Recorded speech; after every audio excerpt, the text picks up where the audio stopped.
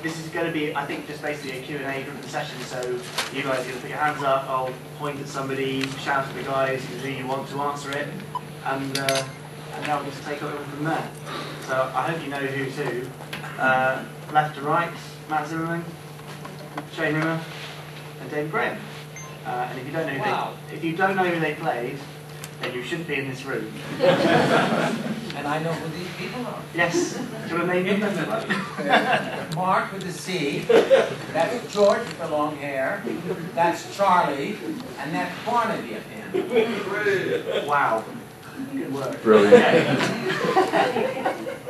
I think we should get straight to questions, otherwise we won't run out of time. So, is there someone who would like to open up with the first question? Yes, there's one at the back there. Just for all of you, if you could pick anyone nowadays actors to play with them, like the Tracy's and the other characters other than yourselves, who would it be? I don't know if you want to repeat that. Do you hear that, gents? If you could pick any current actor or actress to play the Thunderbirds characters other than yourselves, who would it be?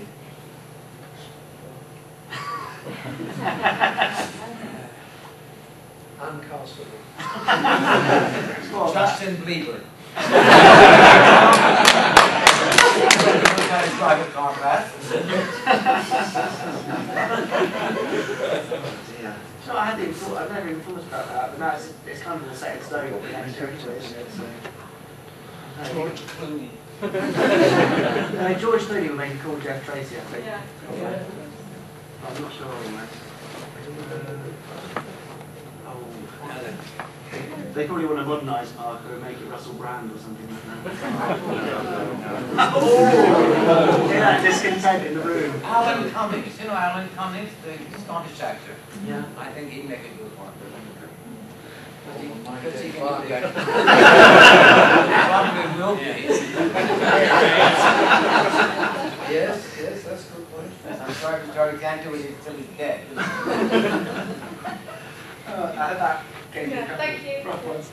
Another question?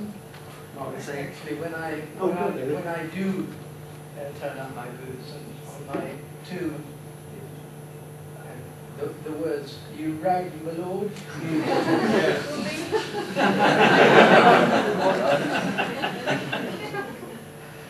No, I didn't.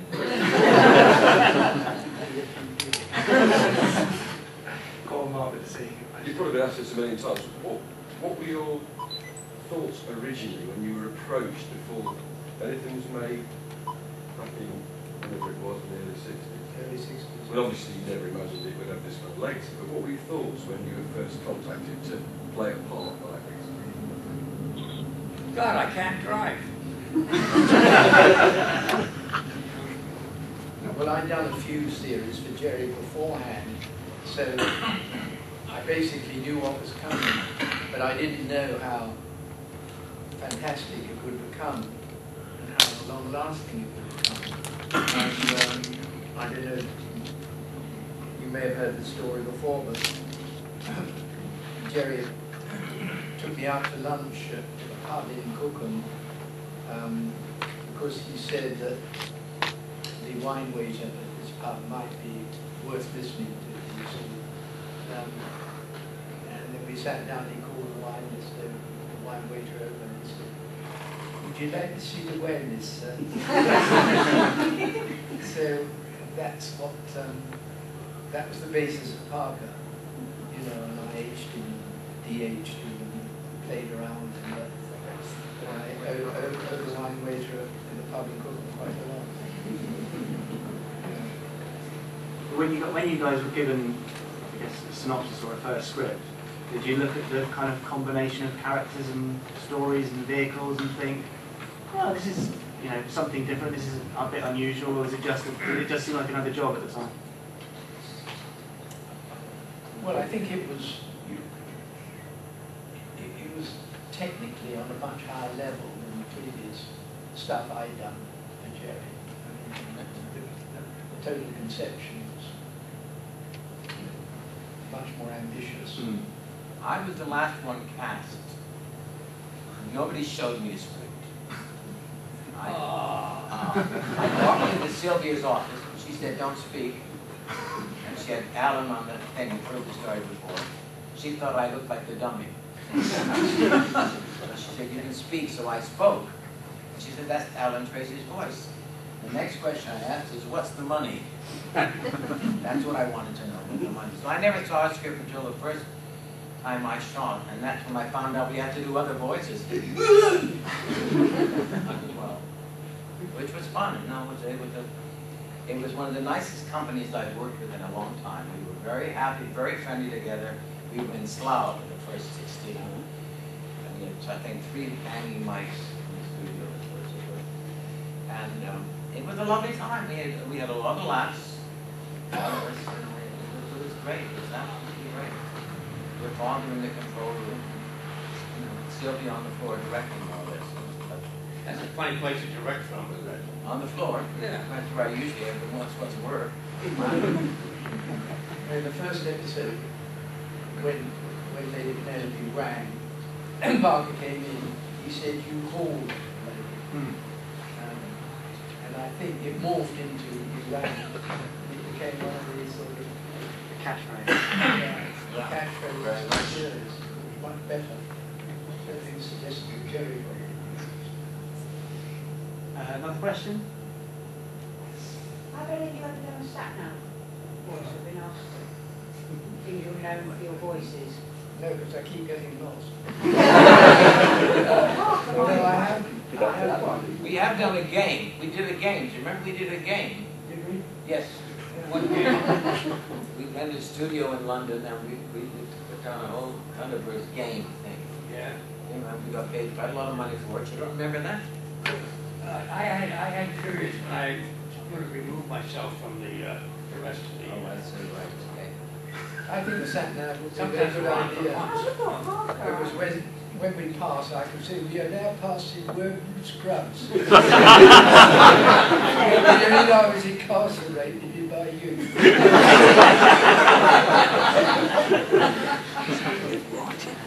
I think we should talk later, David.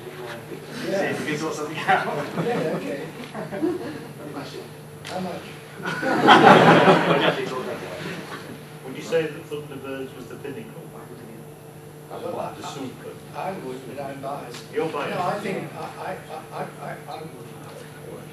Gerry's Hoover, but I didn't know Jane of the animation series, I think it was the pinnacle. Oh, Well, yes. I don't know, Captain Scarlet. Oh, yeah, that- For me, it was a pinnacle. Yeah, I don't know. I mean, there's a Much better known than Captain Scholars when you have the Michelins and all that crap. Matt, that's sacrilege. How can you say that? I mean, the level of production was fantastic. Yeah. It was like each episode, especially the 50 minutes, was just like a feature film. I mean, they were amazing. Yeah. Oh, okay. So if you say it is, if it is the pinnacle of his supermarination work, have you got any idea why it kind of may have just fallen off? Oh, I don't think it went down, Jamie. Okay. No, it didn't fall. It didn't go fall down. I mean, it's just that Thunderbirds was hard to beat. It started on a high level and kept up there. That's right. And the stories were so good. And I don't know, I bought Skipper, the other two recorded the same way. Yeah. First, before the... But the stories were they would have worked as radio plays easily. You know, they were fine. Well, that's how we played them. Yeah, absolutely. As a radio drama. That's, you know, that's why it made it so well done. But a lot of audio productions, people are sort of compartmented in little broadcast booths, you know, just as a sort of convenience. Gerry wouldn't have it. He said, you're 2,000 miles in space. You're not going to be in different parts of the rocket ship. You're all together. And he was right. You have that, when we listened to it later, we felt that, you know, wherever we were all together in this particular predicament, whatever it was. And that worked. And some of the administration tried to change it, but he wouldn't have it. That was good. And it also developed into a kind of a camaraderie. There's a word for you, Jamie. Camaraderie. One for all and all for one. And there really was quite a spirit being paid heed to in these sessions. They were a lot of fun, weren't they? They were. Especially, you And know, what when you was got your amazing words as well- right, they were really, that was a big day. And what was amazing as well was the work that Gerry did as far as the animation and the cars drumming and the planes landing. I mean, and the first time I was in the studio and saw that they were doing it on the table the size of a dining room table, you know, and that it just didn't blow everybody's mind. It blew people in Hollywood's minds because they just could not believe this was being done the way Gerry was doing it, and it just put it. I mean, all right, now we've got graphics and all that other stuff. They just go, you know, so that's a different world. But then we're talking 1964, 65.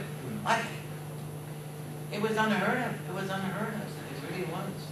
You know. Gerry started Space Wars. Well, yes, of course. Yeah. Absolutely. Another question? Apart from the actual voices, how much input did you have into the characters themselves, or was all the things like the backstories and the characterizations, did you have much of a say in those? How do you mean? Well, the actual characterizations themselves, so the background of the characters or the direction that their Well, I mean, personalities went you in. knew certain about each character. You learned about who you were. But I mean, the point is, you know, we would sometimes have 4 or 5 characters in a show. So we had to suddenly develop very quick response to playing some sort of Arab trapped in a pyramid, if I remember one correctly. Or Ned Cook, the American newscaster. Hello, everybody, Ned Cook. Very quickly, you didn't have time to sort of go back. You know, I mean, I was very frightened in a way because I had some people like David, who was a master at doing these other character voices. You know, just suddenly out of the blue. You know, and I mean, I do remember one episode where we had a duchess. And they wanted Christine Finn to do the Duchess, you know. And she couldn't do this Duchess's voice. And I thought it was definitely going to be this young gentleman over here doing it. And it turned out it was lovely Ray Barrett. He said he came up as well, then never free up with his terrible voice. That episode, I don't think there was, we stopped laughing during that whole episode. I remember that well. Yes, yeah. So, you know, that was good. But you know, a lot of times we ended up talking to each other. I mean, he talked to each other more times than anybody else, I think, during the whole run. Yes, I remember there was a safe breaking one, and I was playing Parker and his light-fingered friend.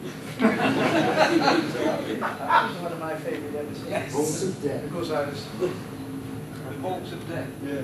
It's like the line from the play, The Ruling Class, where it's a theatre play, where it says, what do you do? Well, I'm God, actually. He says, well, how do you know you're God?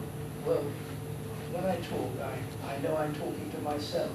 Brilliant line. What's that? But I think, just to expand on that, when you were given scripts, was there ever a point where you would say, actually, Matt, would you say, actually, I don't think Alan would say that. You know, that's not a really kind of Alan line. Or David, did you have any input? Oh yes, yes. There were, I mean, because some things had to be American. Remember, this was the basis for the American audience. And we used to say things like, especially David Holiday and I would say things like, this isn't very American to say it like that. And they would change it. But no, there wasn't. Not too much interference. No. I mean, no, I think we would stop and we'd go back and redo a scene because something we didn't feel right, or Gerry said something or something. We went back and had another go with it. But, I think, you know, Gerry was working with sort of 8 very sort of definite people. And that's what was amazing about the 8 of us, that we knew what we were doing. You know, Peter Donnelly knew exactly what he was doing, you know. It was unbelievable. Nobody argued with Peter. Nobody argued with Peter. Or he could count. He could count that night. Walls quaint. Down the front here, middle, Steve. Yeah. Interesting, really. if you could tell me how you actually recorded. Did you record and view the video, or how it was actually done? How you did pre-recorded. It was pre-recorded. Oh yeah, and and then they fed. You know, all the puppets had relays in their heads so that the mouth moved without voice impulses, which was another first, I think.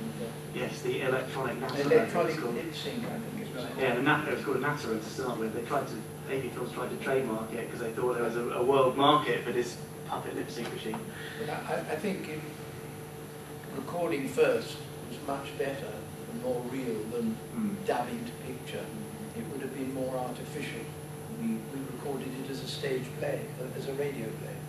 And I think that helped a lot. So you were you in a studio? Studio on your own? Yeah, it's like radio studio. Yeah, like a radio studio. Yeah. So have you done radio plays? You knew that? Well, I had Yeah. done quite a few, I suppose, but I was on Drama Rec a long time ago, so I knew my way around the studio. But, you know, It's quite new then, really. pardon? I suppose television was still fairly new. And it was Yeah. I mean, there are certain rules you have to learn when you're doing a radio script. Not to rustle your script. Not to get rid of the page so it goes on the floor without making any noise. You have to know all that. And we all seem to know that, so that was all part of it. So you did have scripts, so you didn't have to learn. Oh yeah, no, that was a plus. No, you have to memorize it now. Did you find you needed many retakes? Many goofs of that? No, I mean, once the characters, we bedded down all the characters, and we were happy in the characters. They were much easier to play, obviously. You make the odd fluff, especially if you were playing, say, I was playing a scene with myself and another character. You had to leave a little gap, so you had to, otherwise, so that they could edit the voices. So that's just a technical thing. And on occasion we had to do wild tracks. Every once in a while something would happen, and we'd have to go in, and Alan would suddenly have other things to say, and that was the first shock I ever had, was going in and seeing my voice come out of this puppet. Very good looking puppet. Very good looking puppet. And that was so that was interesting, because suddenly it was a problem we didn't have in the studio, but there was this mouth going up and down. But if you dub a film, well, David knows that, if you're dubbing a film, you try to make the mouth form the words that you're dubbing on in English. You've got to dub from another language. You can't do that with a, so you have to say the line and just hope as much you can get that as much as possible, make it a big deal, you know. I think sometimes we did retakes of previous scripts in the studio. That's right. When we were recording other episodes as well. Yes. You mentioned about doing different characters and talking to yourself. Did you ever forget to switch voices or go No, on voice I again? don't think I did. I say myself, you know. Such a pro, David. Maybe not him, but we did 8 half-hour version at the beginning, and then Lou Gray said to Gerry, it has to be an hour. This is fantastic, which was right. So we had to go back and extend the stories. And so sometimes, I remember there were 2 episodes I said, was I that character? And so they had to play it so we could hear it. And I said, oh yes, that is me. Do you remember that at all? No, I don't. Because you're perfect. I didn't Yes, we did 8. And then we had to do, I think it was 8. It was 8 or 9, I think. Yeah, and then you And had then we to... had to do another story on top of it. And of course, we picked the characters out, and you had to remember which one, that wasn't me, that was Ray. Are you sure? No. We had a couple of that, but other than that, no. So another question down the front here, somewhere. I just wanted to ask, in the whole fabric of you guys making Thunderbirds, either to you or maybe other members of the production team, did anything happen while you were doing it that was very funny, that things went wrong? Everything to me was funny. We used to laugh a lot. remember a couple times, I think you probably don't remember, we got into trouble for laughing. We had to all calm down and go back and start it again. No, it was great. What was your word? Camaraderie. It was great. You left out an A. What's it? Camaraderie. Camaraderie. Camaraderie. If you were a linguist like I am. I can see it, yes. Anyway, nothing really ever stopped it at all. But we used to do 3 on a Sunday, right? 3? Yeah. 3, that's right. On a Sunday. And I don't know why, but I remember every Sunday being a sunny day in Slough. Does that happen? You know. And it was lovely. It was a family gathering, and we did it, and we had a good time, and you know. And then we got a paycheck. My God, you know. Not that much, may I say, but It felt a lot in those days. yes, it felt a lot. It did, yes. But acting is serious business. Even comedy acting is serious business. So, you know, we had our light-hearted moments, but I think generally when you're working, you've got to apply yourself. Oh yeah. And take it seriously. You don't want to make Gerry mad. Was he that bad, really? Was he a tyrant? Not at all. I was the youngest on the set, so I was a bit terrified of him. I said this to your father to his face. He terrified me. I don't know why, he just did. You have that frown sometimes. You're terrified of me. You know, see, I was, you know, until I got to like him. I mean, I liked him right off the bat, but he did terrify me. I think if he said to me, jump, I go, you know. Any more questions? Just got a question for David. Out of all the characters that you did for mathematically fireball to Captain Parker and Range and Well, which is your favourite? it's an impossible question, really, because I love them all, even going back to Four Feather Falls. You know, I love the old Gramps and the Mexican Bandits and Thematic and Dr. Beaker. But I suppose because of the way things turned out, that the voice of Parker seems to become a bit of a legend around these parts. And so I have a particular soft spot for him. You know, so, yeah. Were you recognised? Was I? Were you recognised? Did people recognise you through your voice? As the voice of Parker? Yeah, you know. No, I don't think they knew. Yeah, you wouldn't have been recognised for who, you know, when you were out. No. What you look like, but were you ever recognised for your voice? No. You know, if I tell them that I've done a lot of voice work in my career, and drama, written dialects, Doctor Who, You pennies. sound like Parker.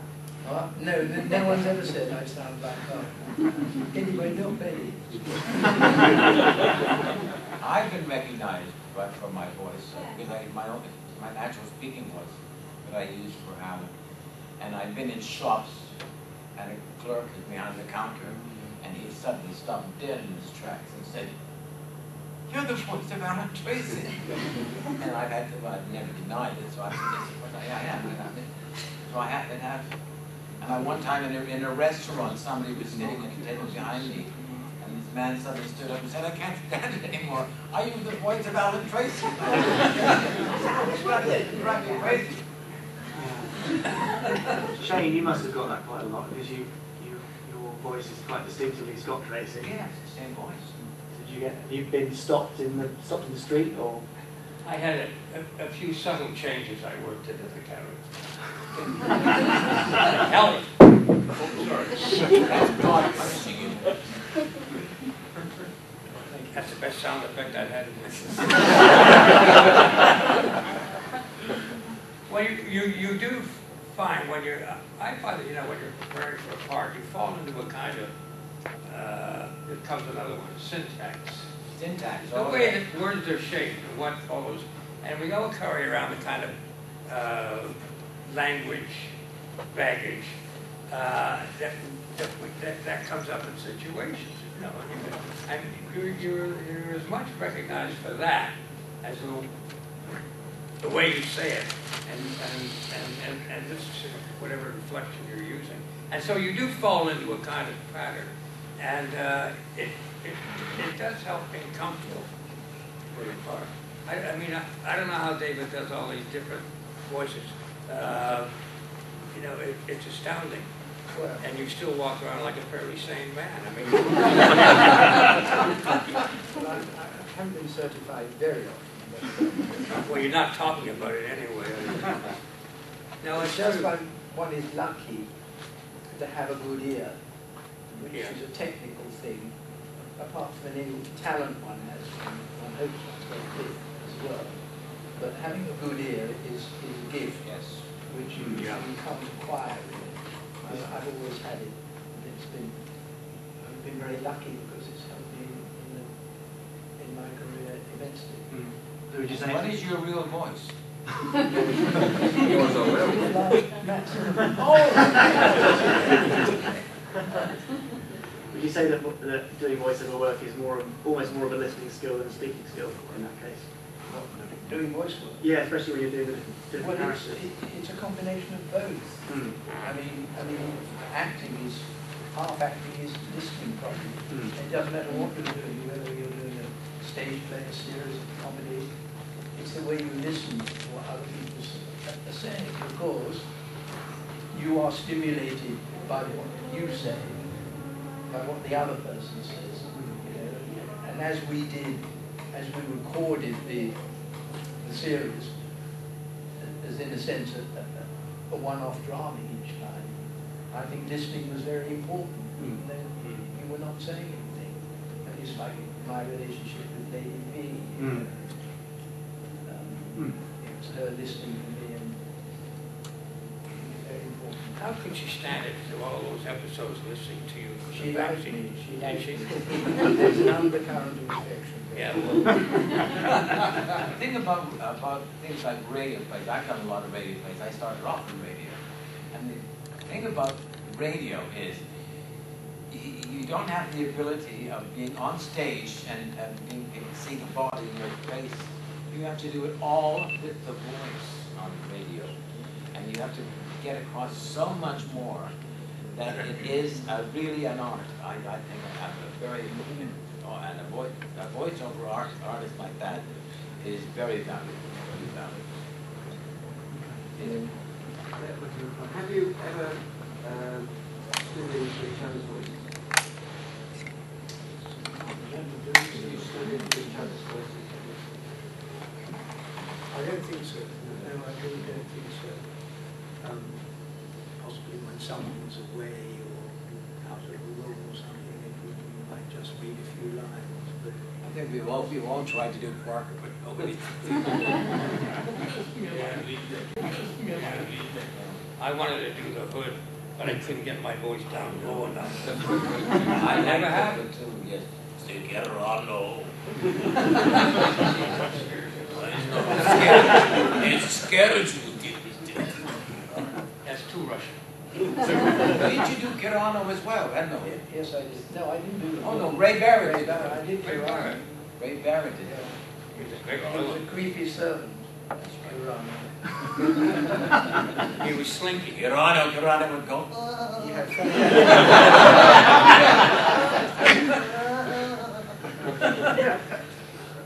Okay, good night, folks. Just got started. Another question? You might ask me a quick one? Yeah, go for it. Just to go here, and chatting earlier about the new series of Thunderbirds. I was a little bit upset when I heard that it was a different guy doing brains. Is Yeah. that correct? Yes, a different guy. It's a not different you, actor. the words, Yes. yeah. I think he's an Indian actor. I don't think the accent's being overplayed, but you know, but I think they've kept in to a certain extent. I don't know how much, because I don't often record with him. The stutter is important without lingering on someone's speech defect. I never did it that way because I worked on the basis that brains thought so quickly that I couldn't get the words out. That was the premise that I thought might be for a very clever person to do. That's the point, David. Was the stuttering in the script? Did you come up with that? Yes, it did. I was brains. The stuff. Yes, yes, I did. Yes, I did. I did come up with that. Yeah. Yeah. I didn't base the voice on anyone in particular. You know. Did writers of the later ones start to put it in? Did the writers of the later episodes start to write that in? So brains did it as you did with you? I thought you ad-libbed it mostly, the stutter. Yeah, You just put it in where you thought it would. Yeah, it would yeah. work. I mean, you I think know, it the would- B's and the D's. I just, yeah, Gerry's right. I more or less ad-libbed it. Yeah. I think if you. It seemed to work, you know, without overdoing it. It would have been embarrassing. Mm. And if it was written I in, mean, a lot of times on the day, right. we didn't know what other characters were going to be playing. I mean, Brains is different. Brains is the main character. But when we got there and we read through the script, it was going to say, Matt did that, and David would do, and Matt would do the Arab, or whatever, the American pilot, you know. And you just have to find the voice for it. You have to think very quickly. Another question, anyone? If I can just follow on, sorry. Yeah. Who actually did the casting? I don't mean the original casting, I mean of the incidental characters, Well, the Gerry one-off or, characters. you know, Sylvia. Yeah. I think it was done on the day. Right. But I mean, I and Ray Barrett did quite a few of them. You know, and if there were any other American characters, or Matt or Shane did them. But yeah, that was the way it worked. Out of all the episodes that were produced, which ones are your personal favourites? Well, for me, that bank job. Vault of Death, yeah. Huh? Vault of Death is your favourite. Vault of Death, yes, is my favourite. Yes. Shane and Matt, favourites? I like Moving Your Dead with Grandma on the bridge, and I like the one with the crocodiles. Yeah. That was a sad decision, wasn't it? That was, they were alligators. Whatever. When you're this big, I don't care. Favourite, Shane? Or are you just going to say all of them? Well, he took my favorite. Oh, Yes, you what? I like the crocodile. Alligators, first one next. You know they were about that big. Yes. Little newts. They knocked that house down. What? They knocked the house down. Yeah. Scared the shit out of me, I'll tell you. don't count. Does anybody notice, I don't know how long reptiles live for, but No, they're dead now. I just wondered whether any of them, did they go to zoos or something, are they around? I have no idea. I'll say get them as guests at the next one. They're swimming around in your sewers. Flush them down the toilet. Is that what Alan did to Tintin's present? That was really ungrateful, isn't it? Yes. Yeah, I wouldn't be surprised if they expired pretty soon after filming, because I think they were shocking them with mains electric to get them to flip around. But yeah, I don't think they were probably long for this world after that. Good boy. Any further questions, folks? Yeah, in the front there. Which one of the Tracy brothers did you like the best? They're all going to say their own one, aren't they? Which one of the who? Which one of the Tracy boys did you like the best? I like Virgil. Oh. Which one? First and He was second. very, very steady, and he played the piano, and he was very sort of reliable, and he got to drive Thunderbird 2, which I envied him very much. I like Thunderbird 2, but I wasn't allowed to touch it. When I say I mean yes. But no, I like Virgil very much. He was a nice character. Well, Scott was the name. Well, I didn't like Virgil very much. You were bossy, Scott. That's the trouble. You were bossy. Get in the back. Get in the back. Gordon didn't have a lot to do, really. Well, he's stuck up there. What was it on? Thunderbird 4. Thunderbird 4. In the water. But I had plenty to do otherwise. So You had a cute voice for Gordon. Yeah, well, you talk very high. I went up a register or two. Yes.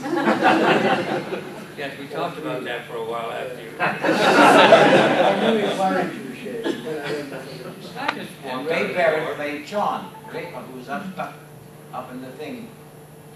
There's something wrong with John, I'm sorry.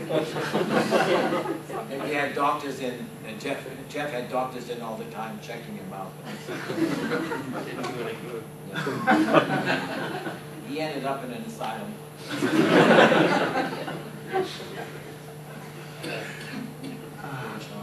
Any more questions? Yeah, Mark? Yeah. One for you, Jamie, and maybe the other guys shed some light, but I've been staggered over the years why your dad was never knighted, or seriously, for the services to everyone, not just children.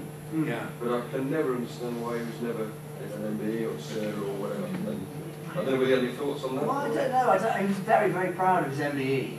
When he Yeah. got the invitation through the post, he was absolutely thrilled. And I don't think he ever thought or said to anybody, I should have been bloody knighted, Yeah. because he was just so pleased to be recognised anyway. But I can see what you mean. You know what I mean? There are people who've probably had less of an impact culturally, Yeah. who have been knighted or gotten a greater goal than that. Mm. But I mean, I think the public recognition alone is enough. Yeah. Because equally you get people who are knighted who nobody ever hears about, so it wouldn't have made a huge difference to him, but I think he was probably deserving of it. I'm now going to turn to these guys and they'll say, nah. What do you think? Should it have been Sir Gerry Anderson? But it's just, people are just realizing now about Thunderbirds, about what was being used. I mean,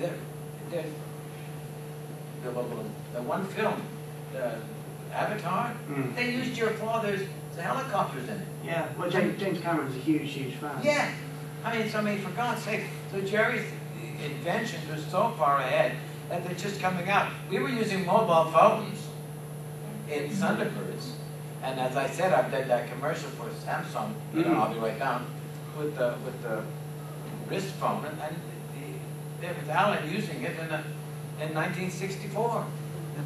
So, that's what he should have been recognized for, was his fantastic scientific knowledge of what was coming. Unbelievable. In fact, there's some plane that is talking about, saying it's like, what was it called that I was in trouble in the first episode? Firefly. And another thing I saw in the paper today, a great big carrier that's half plane and half dirigible, and they're calling it Thunderbird 2. It's never going to stop. It's going to take over the world. Clearing the rainforest with something that doesn't look unlike a crocodile. I don't should forget that one. They were just brilliant machines. Absolute. Who actually said, rock fall, reverse back? That's a British shade, I'm sure of Does that it. shake? Yes. And did you play Eddie Houseman? I'll just give him credit for it. Yeah. End of the road. End of the road, yeah. No. Thank you, Barnaby.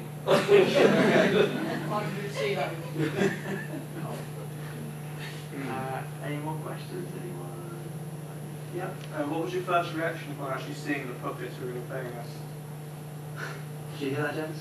What was your first reaction when you saw the puppet characters you were going to I be was playing? sick to my stomach. Because he was better looking than you, I was Matt. so shocked. I think both Brains and both Brains and Parker were absolutely spot on. One fed off the other. I think they were both brilliant visualizations of what I was trying to do. Shane, did you think Scott was adequately handsome for you? You know what I mean, don't look at me like that. Were you proud to be playing Scott as a hero? Do you think he looks heroic enough? Yeah?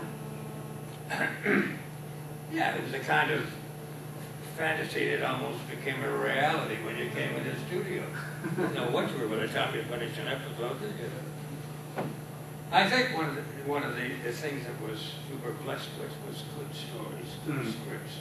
They combined a sort of a fantasy world with this sort of down to brass tacks, where in the final analysis you really had to go for it, and you had to prove your worth to be in that crew. You know, it was quite a responsibility to hand to a bunch of young fellows, and yet it never seemed to be overwritten. Tony Bauer was a master craftsman, as your father was. But the reality that existed with that combination of a fantasy world that they were operating in, I think was absolutely extraordinary. It really was. And so you had quite a few times during the course of the recording, somebody said to you, God, you're a fortunate booger, you know, this sort of thing. And you don't really get to enjoy something to that extent very often. You know, you're going back and forth with your childhood, with your future life, whatever it's going to be. And it was a great quantum jump in that thing, everywhere you look. So I don't know how many times I did feel very fortunate that I was part of that operation. Didn't you? Oh yeah, and I think another important thing is that the series never had any gratuitous violence. I mean, there was guys getting bonked on the head and the hood getting sort of blown up and messing up the black eye. But I think that was a marvelous thing about it. It was entertainment without having this awful underlying violence you get out of so many Hollywood films. You know, where corpses are 10 a penny. That's true. Did I misunderstand the question? Yeah, you probably did. You're not a very good listener. Explain it to you afterwards. It's interesting you saying that, and then the next series was British, the next series would be British violence. Captain Scarlet, dead, destruction. How it changed. Well, I hope, you know, I don't know how the next series is going to turn out because it's in the process of being created. I'm sorry, I misled you. I meant following from Thunderbirds, Captain Scarlet. Yeah. That there was a lot of violence. Oh, really? I didn't. Yeah. The comparison. That well. Yeah. What do you term as violence? Death. Death. Well, it was in Captain Scarlet and Destroy. Yeah. I know. Unnecessary violence. We lost a lot of cars and everything. Yeah. I think that death was kind of part of the narrative. You know, if you're going to say, but first they must destroy, then we're in trouble otherwise. Yeah. It's all pretend. What? Yes. There's a question back there. How did you perceive the universe of Thunderbirds? Because it's sort of people talk about it as being quite utopian, and I think sort of Gerry wanted to push the idea that it was it portrayed a better world in the future. But you've also got disasters every other day, and nuclear winters, nuclear fallout. Things destroying the rainforest, and that just sort of being portrayed as oh yes, this is progression, this is technology. So did the universe strike you as being something you'd want the world to become at all? How did you see it? We? I mean, we were international rescue. We had nothing to do with the rainforest. We went out and rescued people, and I think there were problems. But I mean, and did you sort of look at the scripts and think this is a world that I'd like to see the world become this in 2065? Or did you just... I like the world exactly. Do you not think we should have an international rescue? I'm sorry? Do you not think we should have an international rescue? We do. We do. Yes, we do. Not here. No. We have people here. Yeah, we have the International Rescue Corps.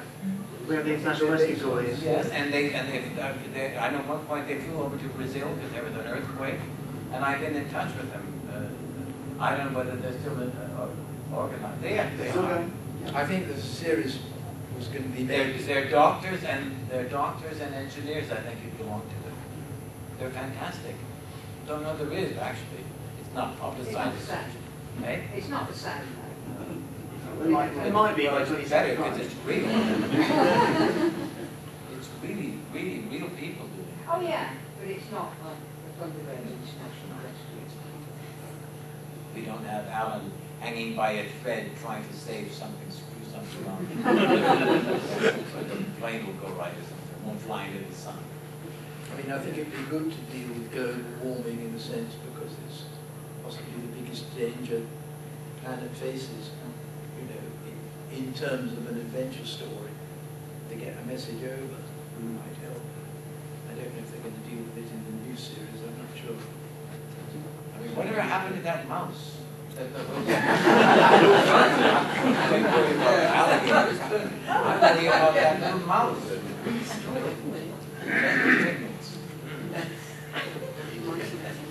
Did Gerry kill that mouse? Probably snap on it.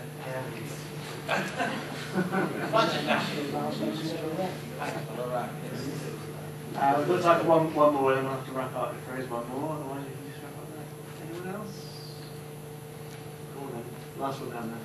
Which of the vehicles did you like in the film? The new film? Oh. Yeah, what do you think of the new film, gents? Generally? I didn't see the new film. I didn't want to somehow. I'm not into failure.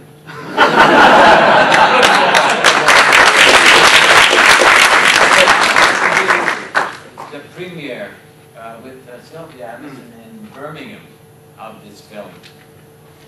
And I had to sit through it. And I said, and the only thing I said at the end is, where's the rescue? For international rescue, there's no rescue.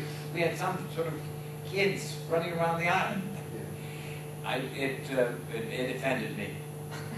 It offended me terribly. It had nothing to do with Thunderbirds or international rescue at all. It just didn't make any sense to me. I hated it. I hated it. I think you're not going to get an answer about favourite then, I think. No.